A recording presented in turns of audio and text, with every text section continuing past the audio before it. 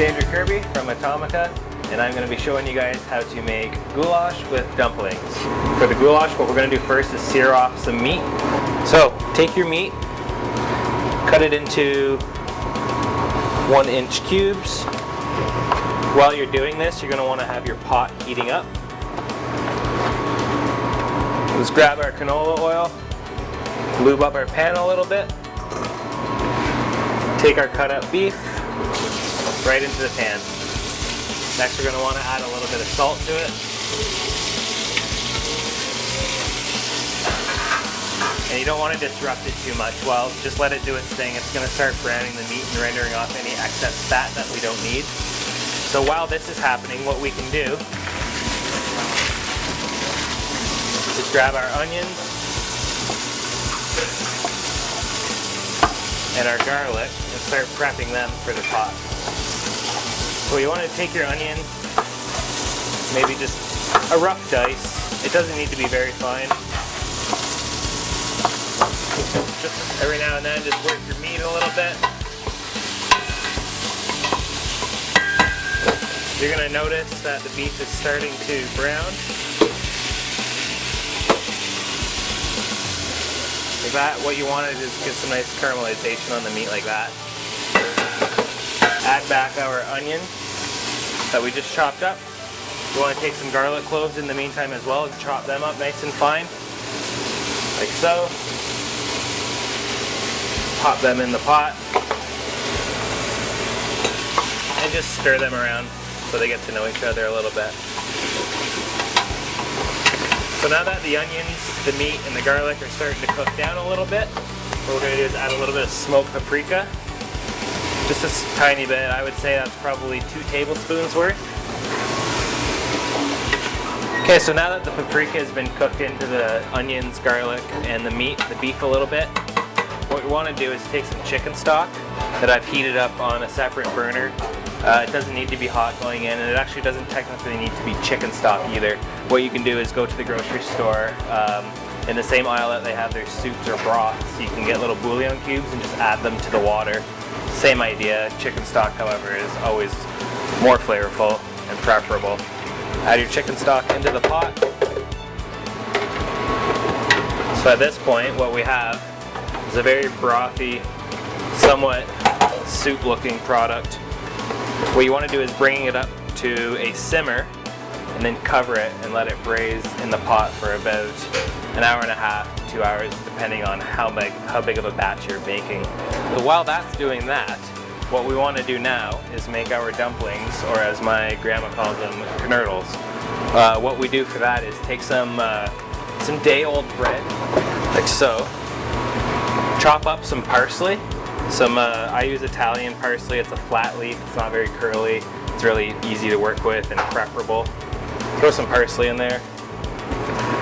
Always season a little bit as you go, like so. So right now we have our bread, our parsley, and our seasoning in there.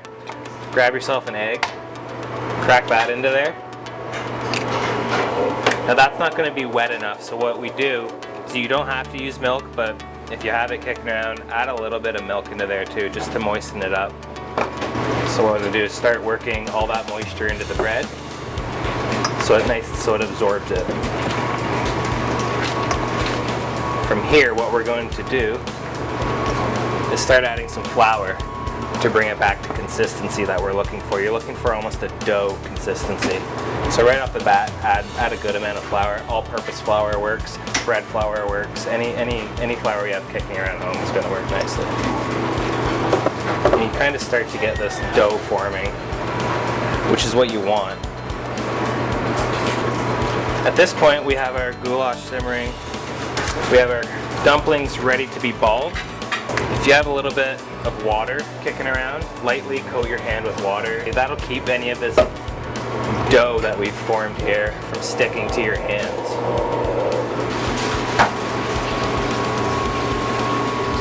Now, our goulash is not going to be anywhere near ready to be thickened yet. It's going to take, like I said, an hour and a half to 2 hours. So what you want to do with these dumplings is put them in the fridge, like so, and they can set in the fridge over the hour. These don't take very long to cook at all.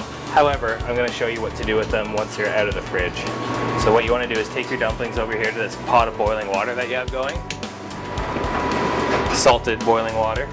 And just lightly plop them in there.